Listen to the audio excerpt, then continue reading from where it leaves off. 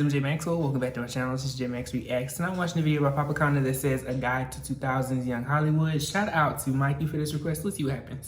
2000s young Hollywood, a guide. If you're gay, fat, skinny, not in between, you have probably had some kind of interest in young Hollywood. Well, lucky you. I'm straight, but I'm skinny, and I'm here to tell you everything you need to know about young Hollywood in the 2000s. A group of talented, beautiful tigers sitting at the top with nothing to do. 9/11? She's over. It's time to party, and the media's looking for someone to blame, and I think I can give them what they want. Useless? Maybe. Useful? Full of holes. In 2006, Hollywood had become a breeding ground for a group of people who didn't have that much in common when you really think about it, apart from the fact that they were all young, rich, and skinny. Whether you were an heir with too much money and nothing to do, a down-and-out actress ready to take on the role of Hollywood's young ingenue gone coke, or just a hottie with an internet connection, Hollywood was the place to make your dreams come true, on the up or the down. As Nicole Richie described it in her 2005 book, The Truth About Diamonds, the nightclubs of LA are like soap operas. There's always some bizarre drama that plays out every single night, and everyone in the cast, I mean everyone, is great looking. With the internet becoming a mainstream commodity for the first time ever, and the public having more access to the young and beautiful than ever before, things were bound to go a little overboard. Was it fate or just coke? No one knows. But what I can tell you is that in 2006, celebrity, especially its scandalous variety, reached a height it had never reached before, pumping the culture so hard it all came crashing down the next year. Here's everything you need to know about anyone that was anyone in 2006 and where they like to party. Okay. Small screen sirens. Name, Heidi Montag. Claim to fame, fastest pit stop at the body shop. Most likely to buy out an arena and tell the press she sold out. Favorite place to let off steam? Seen more at the plaza than out at the clubs, especially after a certain little bitch decided to throw a fit at Le Deux. Heidi Montag, best consumed with her tonic other half, Spencer Pratt, had a rush of celebrity in the late 2000s that ended as quickly as it started.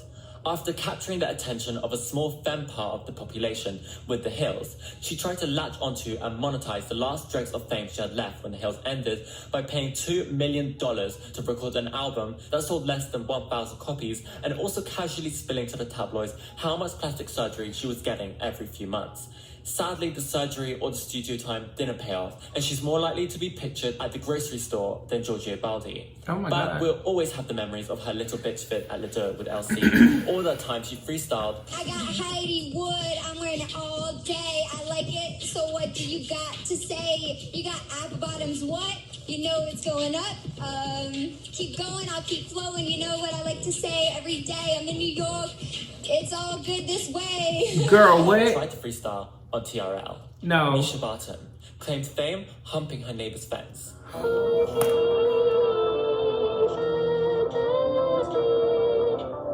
Man, what are you doing? She was also on that show. Most likely to spike someone's drink at a party, then drink it later on. Favorite place to let off steam? The highway off Route 66. Why? The verified Entertainment Weekly It Girl of 2003, This is so shady 6 and million mean. viewers per episode of her hit show The OC, which dropped to 4 million after her departure.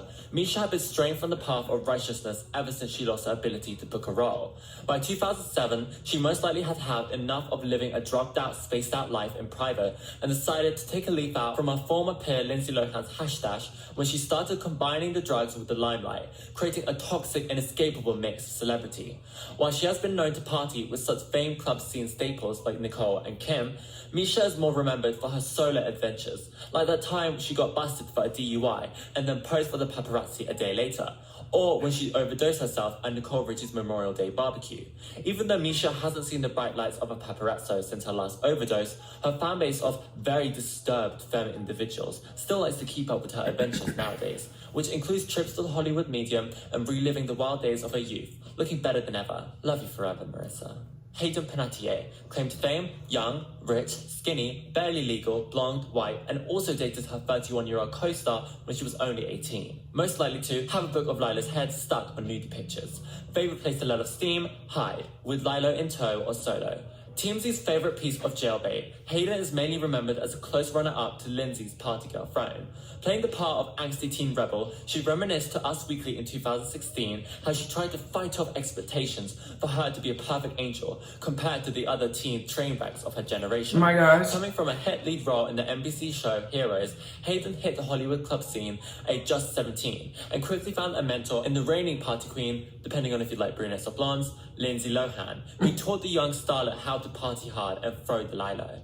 Although Hayden's reign isn't as remembered as a lot of other Y2K party girls, she certainly has clogged up TMZ's archives back when they tried to break her as the new Lilo with some very interesting headlines.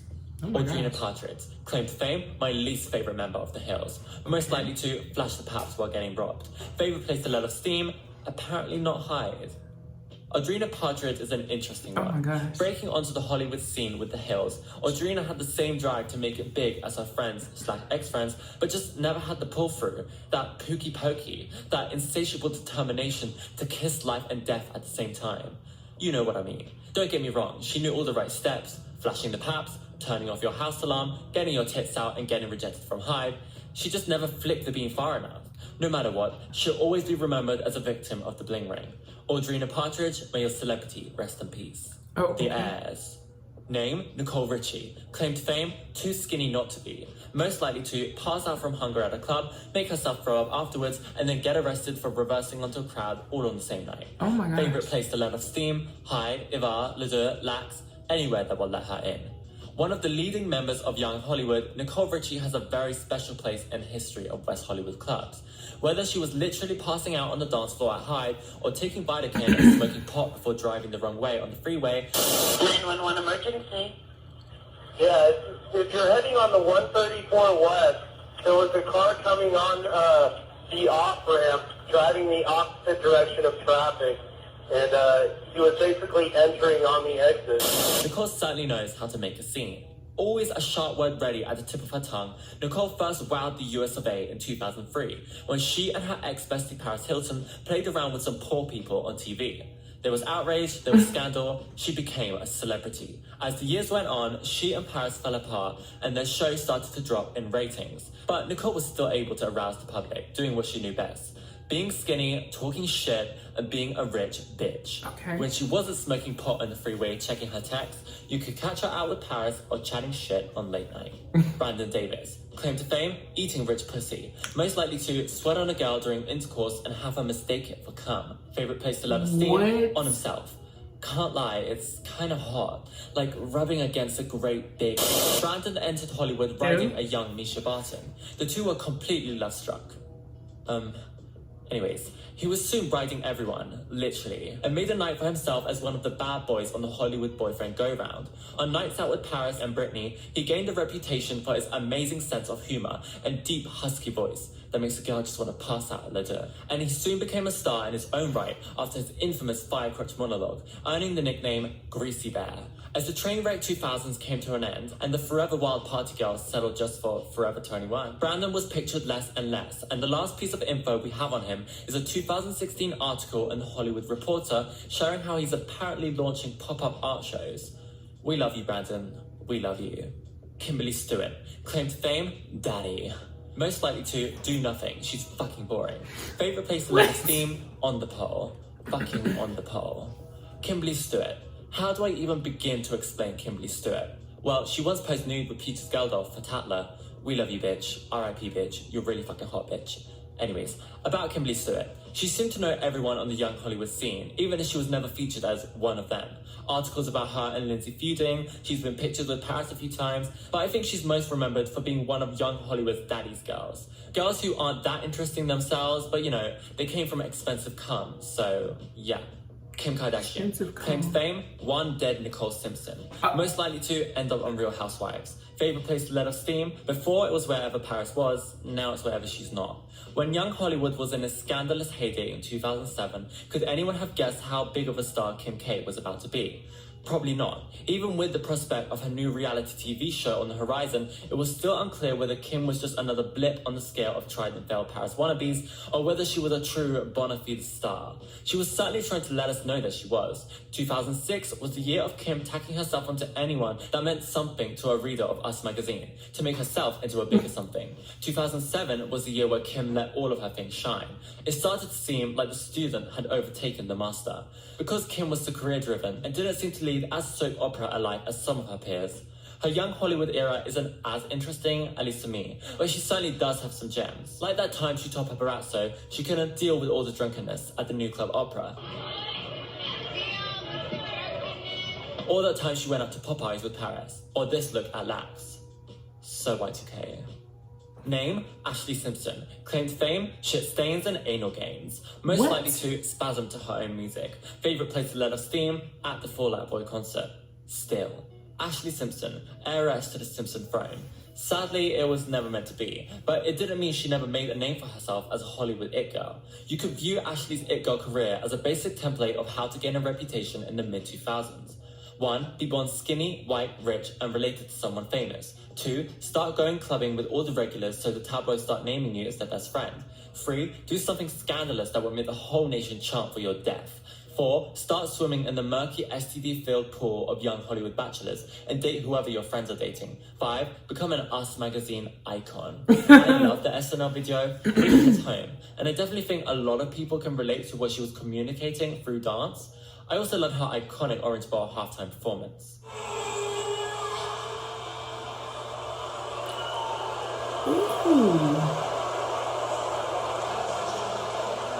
Name, Stavros Niarchos. Claimed fame, Hollywood it girl's nymph of choice. Most likely to have been secretly dating Ashley this whole time. Favourite place to let off steam, Le Duff for the fun, hide when it gets serious. Okay. The penis that everyone has seen, Stavros certainly got around in the mid-aughts. Built like a Greek god, packing like a sweaty nationalist, this billionaire shipping-air entered Hollywood on the anorexic arm of Mary-Kate, soon overpassing her to date everyone's favourite blonde, Paris Hilton. But then he couldn't make his mind up about what he wanted, so he started flinging between Paris and Lindsay, the dark-haired Pookie who had recently caught his eye. As the 2000s came to their fortunate inevitable end, so did Stavros' time in Hollywood, and he hasn't been seen on the streets of LA since. Not much of a talker, we haven't been able to hear the divine thoughts that must go in a beautiful mind such as his. However, we'll always have the pictures. We'll always have the pictures. Name, Kelly Osbourne. Claimed fame, horrible haircut, bad sense of style. Oh my God. To pick up drugs on her way to rehab. Favourite place to let off steam, the drive around the block back to rehab. A delightful addition to the aughts. Kelly always knew how to bring a party to life. Whether she was hanging out with a barely weighing in Amy Winehouse or she was getting her freak on with an equally freaky Avril Lavigne, Kelly always dressed to make a statement, perhaps to mask the utter emptiness and desolation she felt inside. As the decade went on, she certainly cleaned up a little, but we will always have the memories of little Kelly breaking through and making her mark on the world.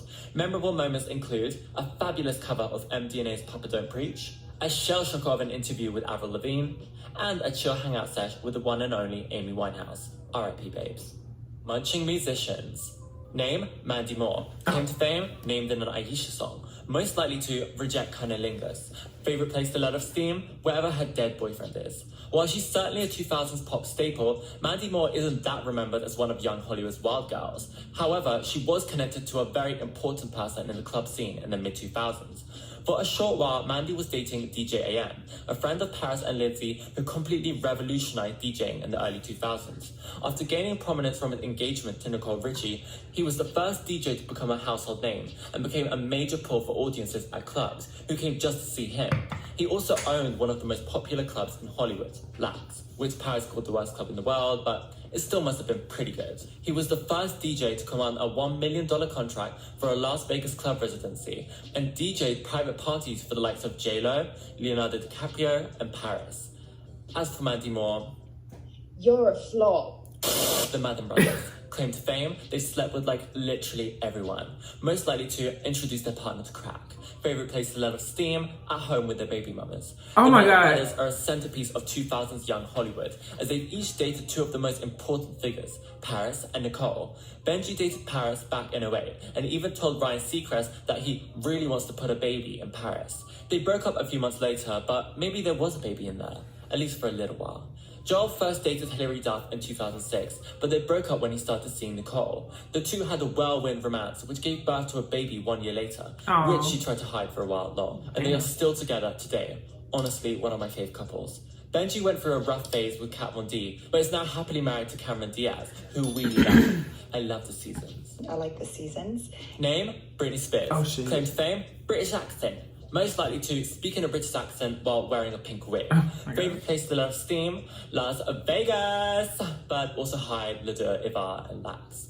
What would the 2000s be without Britney Spears? What would TMZ be without Britney Spears? Where to even start with Britney's blackout era? And I'm not talking about the album. I'm sure most of you are now very well acquainted with this period in Britney's life, so I won't try to go in detail because I couldn't in the length of this video. But I do think it's an interesting idea to try and look at this period in her life through the view of analysing the Hollywood club scene. Britney wasn't really an instigator of this world, but I do think her appearances in and around the clubs of LA brought an attention to this scene that there never would have been without her. Her late nights out every now and then with Paris, Out to Hide, or Le Deux brought a certain touch of dark mystery to this otherwise very banal world, usually occupied by your Hiltons and Richies. Because of her extreme hold on the public's attention, she shone a light on this crazy party scene, where everyone was jerking each other off, celebrities trying to get in next day press, paparazzi trying to take celebrities' pictures, social climbers trying to get close to either, all of them aiming to experience a higher level of drama and sensation each time. As well as the fact that Britney also had a lot of iconic lines and looks from this period. Personally, I love the pink wig, and I also love Go to the Light Britney. She really is just iconic. Aaron Carter. Claimed fame, too much of a good guy. He just wants to love people, guys. Most likely to murder Lindsay Lohan. Favorite place to let us theme? The Shag. But also Shag. Aaron Carter. A nice dusty timepiece of the early 2000s. Become a rapper now? I didn't even know. Did Machine Gun Kelly come first, or did he come first? Having a penchant for breaking the hearts of young girls, he gets older, they stay the same age. Aaron Carter made a name for himself when he dipped between the two reigning queens of Disney in the early 2000s. I started dating Hilary Duff on my 30th birthday. I was dating her for like a year and a half, and then I just got a little bored, so I went and I started getting to know Lindsay Lohan, dating Lindsay. He hasn't been anywhere near the light of these fantastic artists for a long while now, but he was still living it up in the late 2000s, gaining a reputation as a Hollywood bad boy. In 2006, he caused a stir when he proposed to playmate Carrie-Anne Paniche, then broke the engagement off after just 1 week. Carrie later saying he has emotional problems and that she really wants him to get healthy and happy. I think we'll always just remember him as the guy who sent Lindsay down the path of decadence and abuse when he got back with Hilary. Why did you do it, Aaron? Why did you do it? The actors. Name, Tara Reid. Claimed fame, being a drugged up bitch. Most likely to have her nipple fall into her wine glass while talking about the pros and cons of nationalism. Oh my God. Favorite place to let off steam, wherever she will get let in, which is not a lot of places.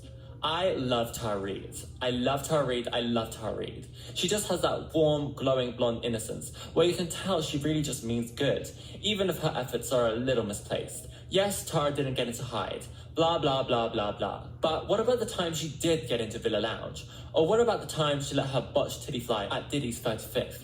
Or what about the time that she wore underwear? You people focus on the wrong thing. We need more love. We need more peace. By 2007, while everyone else was in jail, rehab, the hospital, or hell, Tara had classed it up a little. Get it, girl. Get it, get it, girl. Get it, girl. Get it, get it, girl.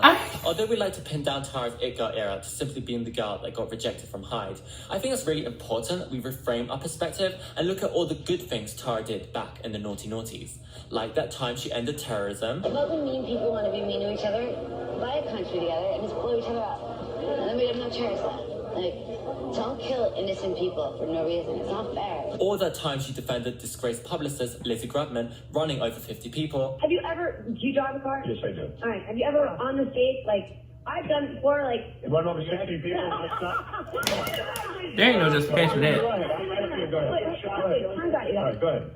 I've done it, and like, not, but she didn't mean to, personally. You've run over people. No, but it wasn't about that. All right, go ahead. Stop laughing because I get pissed. Why you asking me like that? Or that time she fell out of a club in London at 4 a.m.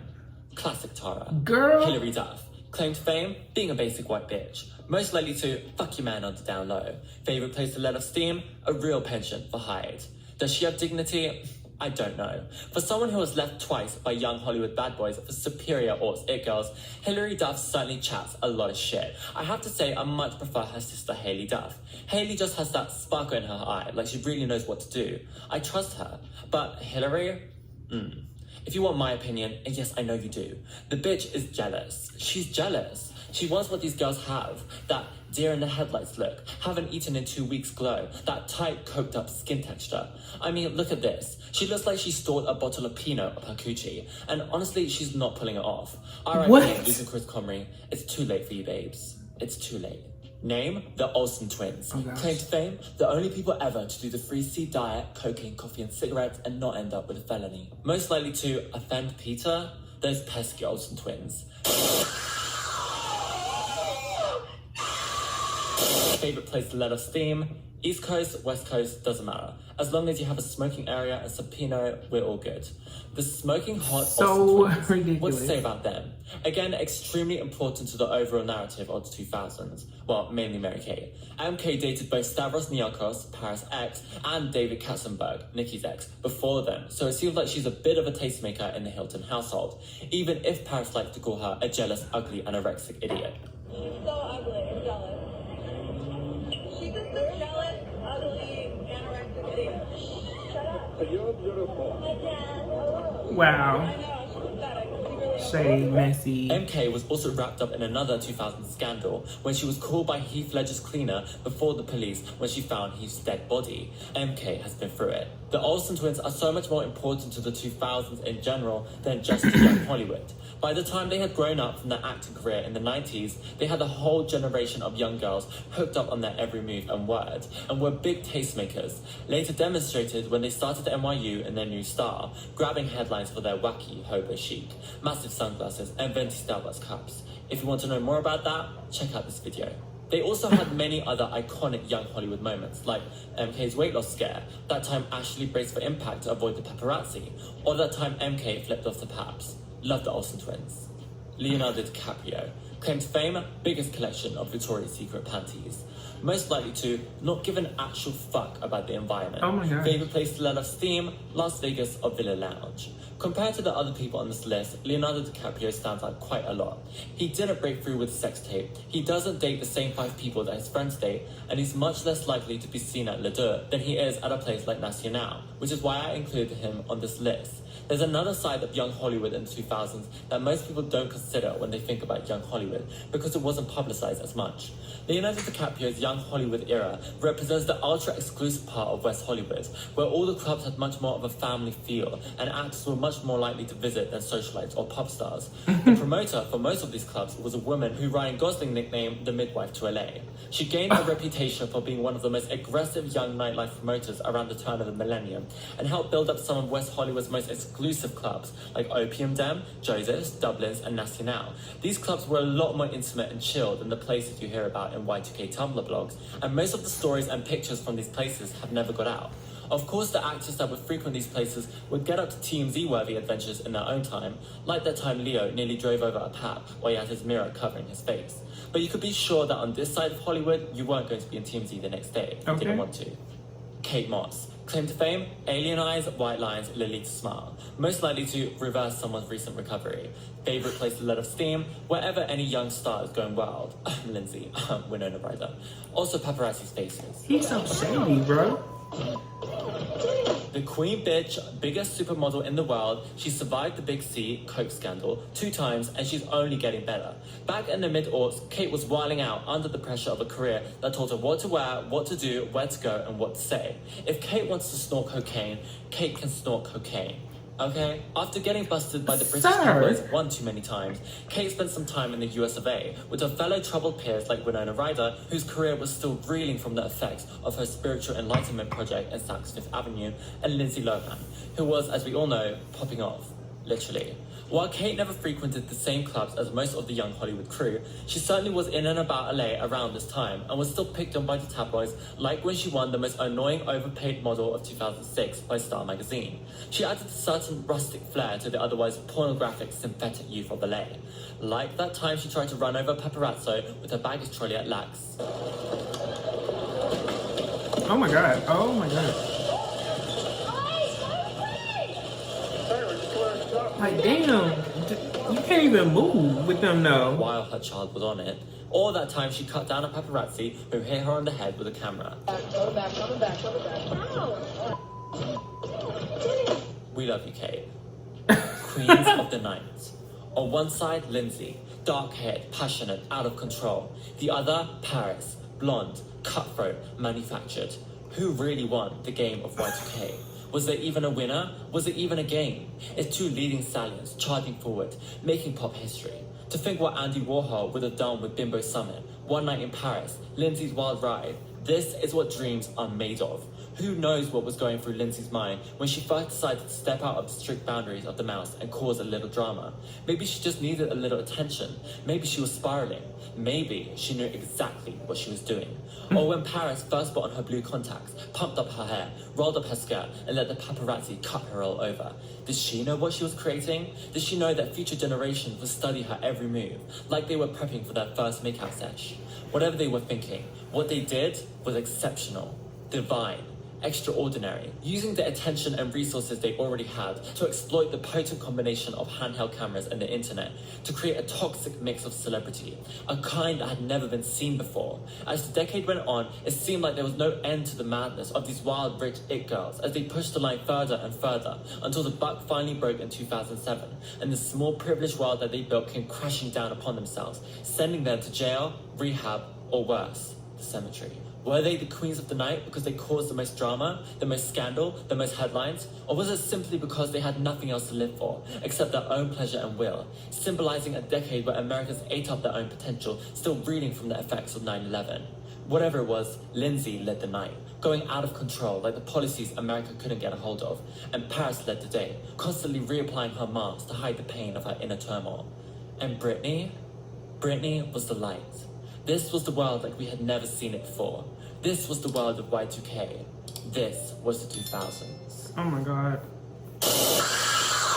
This is like an era that no one wants to revisit at all. Goodness, because it was so crazy and just full of everything that he talked about in that. He is shady and messy and petty, which we love to see. But like, I'm like, whoa, dude, you talking about some real serious subjects in a very lighthearted way, which is good. But yes. This time I was in high school, junior high and high school. So, I mean, my parents shielded me from this kind of stuff. We didn't see a lot of it or know a lot of what was going on, which is why a lot of times when we watch like Mad TV and stuff on this channel and y'all get me asking questions, I'm like, what the hell are they doing? I don't always get the references because I was playing WWE, SmackDown versus Raw and that kind of stuff when this was going on, watching wrestling or watching cartoons and stuff like that, even in high school. So I can't really speak too much to it, but you know, from what I do know of it, this was accurate.